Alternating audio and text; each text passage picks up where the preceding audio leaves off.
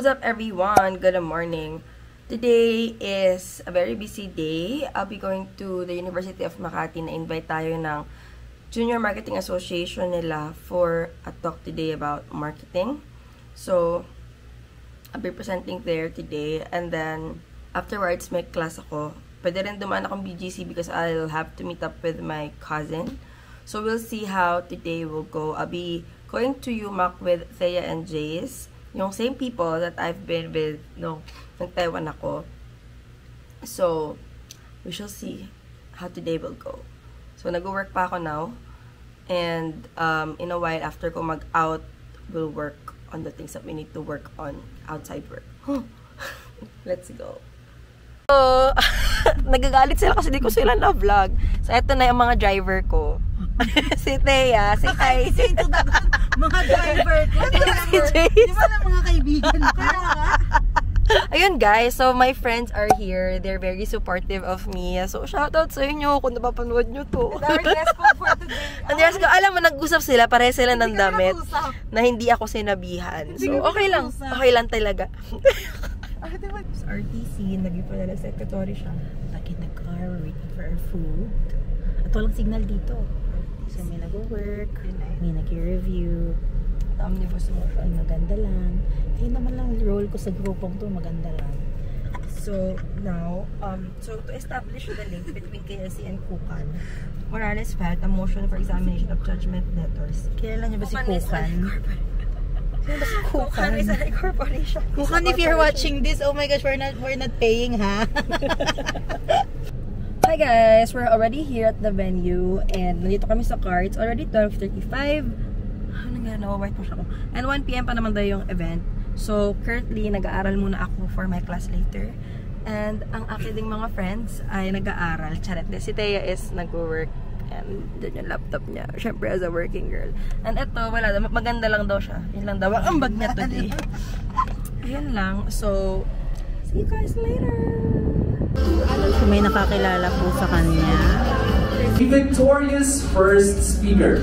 She has graduated a Bachelor of Arts in Legal Management at UST Faculty of Arts and Letters as a cum laude, taking up a Juris Doctor program at UST Faculty of Civil Law, and a head backer at Cyberbacker Incorporated.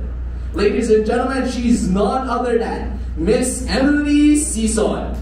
Please give her a round warm of applause. A few years back, ako yung nasa mga posisyon nila, nag-invite ng mga speakers, and I know how hard it is, to organize an event like this. So can we give them again a big hand? Congratulations, guys, for a very successful event. It's important that we work with the people who have the same values as we do. I have been here with Cyberbacker since December. I really wanted to help, and yung person na nag-help din sa akin, it's hard to let go. So we'll see how things would go in the coming years once I will already practice. But I really want to do this for the rest of my life. In whatever way it may be, helping and making other people's business succeed through me is one thing that I want to do for the rest of my life. Administrative support and virtual assistant services from anywhere in the world to anyone in the world. Next slide. And what are the benefits? Number 1 is 100% work from home. Second, you can work with awesome people. I can really attest to this. Pero I don't have the luxury of time. Next slide. Great support from the Cyberbacker Quad. So katulad na sinabi ko kanina, you have a trainer or a mentor who's gonna help you to succeed with your clients. Next slide, please. Get paid in dollars and on time. So yes po, usually, yung mga nakita nyo kanina sa picture, most of them are students as well. They work part-time after ng class nila. And by that, sila na yung nag-tuition sa sarili nila, nakakatulong din sila sa parents nila, and at an early age, nakakapag-ipon sila and also fulfill their goals. So the reason why I want to help, kasi it's a great opportunity. You're just at home, ibis na, may nanonood lang tayo ng YouTube tsaka Netflix sa gabi, pwede mo naman isabay mo nagkatrabaho. But, you can earn habang nasa bahay ka and you're still a student. So, I think that's the main reason why. Like, yung fulfillment ko at an early age na na-experience, I want you guys to also experience this. pera mo yan, edi do whatever you want to do with it. But as early as now, let's be mindful, I guess, of our spending. Kasi di naman tayo forever magkatrabaho. As early as now, we are investing for our retirement. That's for me. Alright, thank you. Thank you. And thank you for that awesome and wonderful presentation.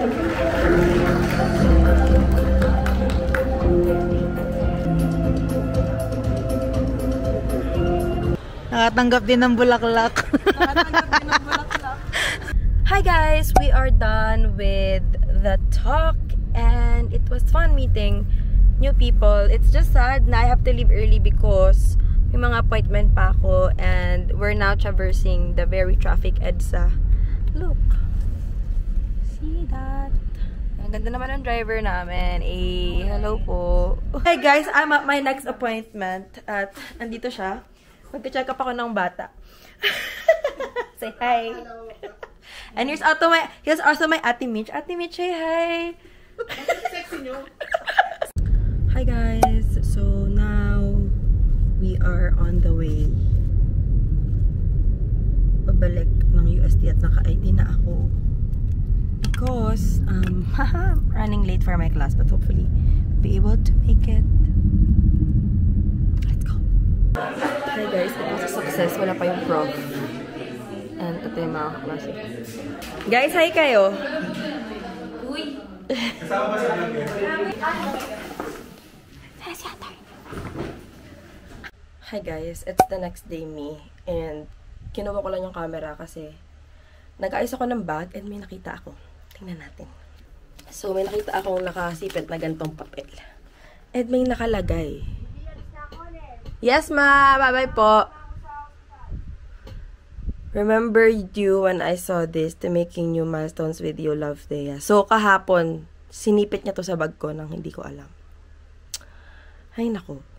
So, ngayon, I'm gonna open this up and see what this is. Aww. Girl, it's a necklace. And I think sa Hong Kong niya siguro ito nabili. May mga clips. Thank you so much, Te. I love you. Para po sa mga haters na nagsasabing hindi ako nagko-commute. Sa tricycle po kami ngayon. Hi guys! So dito kami ngayon sa cover court ng Mambog. Magpa-practice kami for the anniversary of JIL Mambog tomorrow. At ayan sila. Problema sila kasi yung kanilang uniform ay natatastas. Tingnan yung mga bata. So cute. Dati ako lang yung nag-special number ng ganyan eh.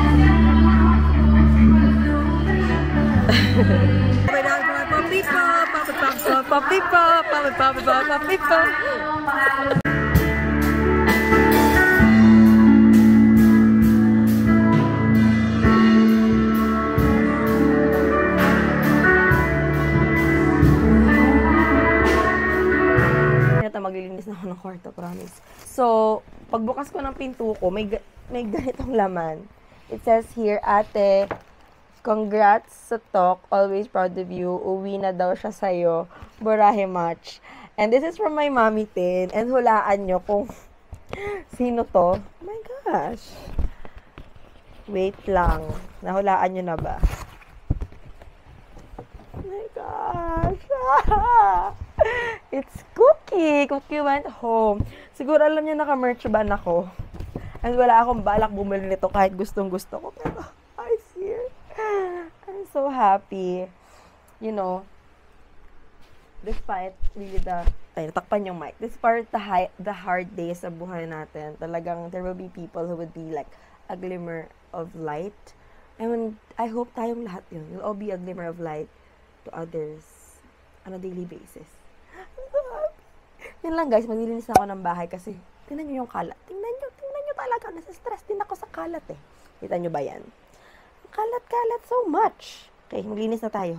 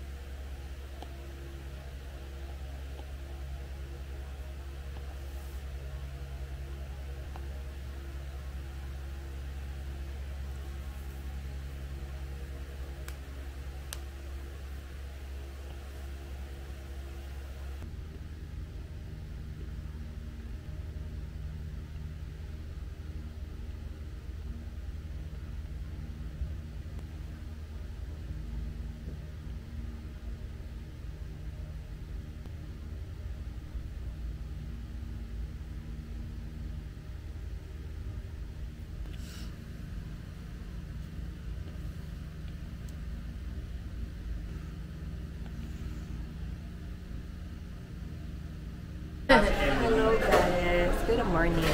Today is March 15, 11:24 a.m.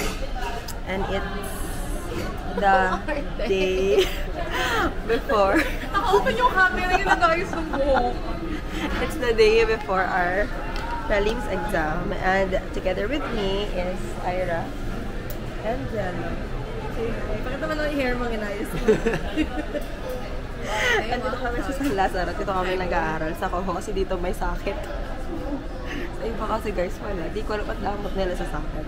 Anyway, I ordered something from Tim Hortons kahit na wala silang sakit. This is their triple cheese sandwich, super favorite. And then we ordered matcha to keep us awake. Ayan lang. Let's go guys.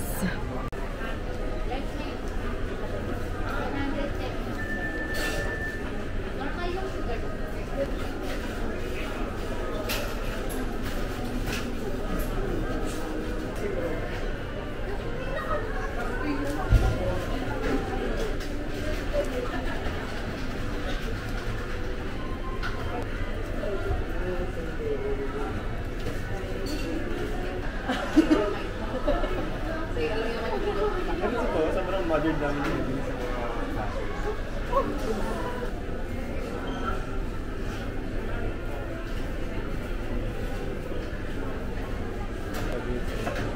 kailangan talaga ako. Hindi, pero ang trabaho nila to establish facts. Kasi ang SC would never be tired of facts na kailangan lang nila establish. Based on the facts, make our ruling. Saka ako din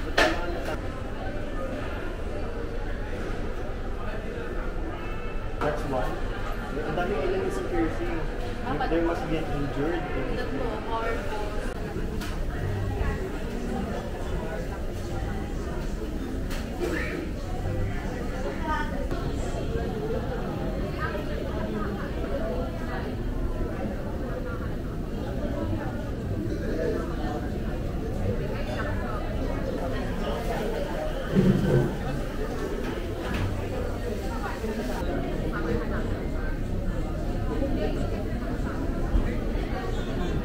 Ano masasabi mo? Daming backlogs, team. May galit pa ako sa'yo. Incriminating evidence. Bakit? Undisputed facts. Hindi mapachi. Hindi, ano tawag doon? The thing speaks for itself. Best keeps a